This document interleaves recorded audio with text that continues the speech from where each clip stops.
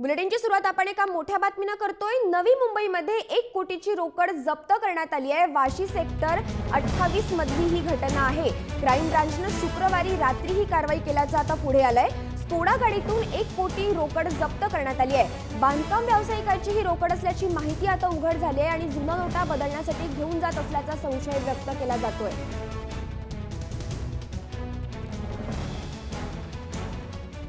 अधिक माहिती घेऊया आपले प्रतिनिधी विकास पांडे यांच्याकडून। विकास, नवी मुंबईमधून अतिशय ही मोठी बातमी आता समोर आली आहे। 1 कोटी रुपयांची रोकड जप्त करण्यात आली आहे। कशी नेमकी ही कारवाई करण्यात आली? मानसी खारघर येथील बांधकाम व्यवसाय जुना नोटा बदलण्यासाठी घेऊन जात असलेला पोलिसांना संशय आला। त्यापैकी रात्री 11:30ची गोष्ट आहे। पोलिसांनी त्यांना ट्रॅप करून त्यांना पकडलेले आहे। त्यांच्याकडून तकरीबन 1 कोटी रुपयांची रोकड रक्कम त्यांच्याकडून भेटलेली आहे आणि हे तपास करताय की हे रोकड ते ब्लॅकचे पैसे व्हाईट करायला गेलेले आहे। हे जे सर्व चाललेले आहे।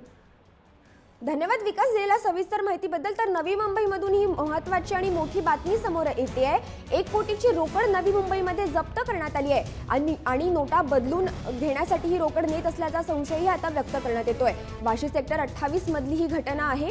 शुक्रवारी रात्री ही कारवाई केली आहे। क्राईम ब्रांचने ही शुक्रवारी रात्री कारवाई केली आहे।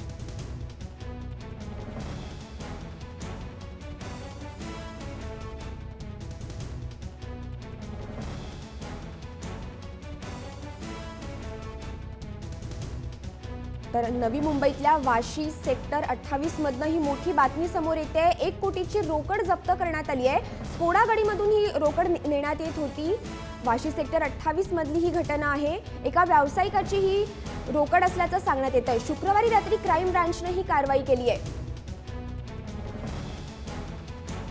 स्कोडा गाडीमधून 1 कोटीची रोकड जप्त करण्यात आली आहे।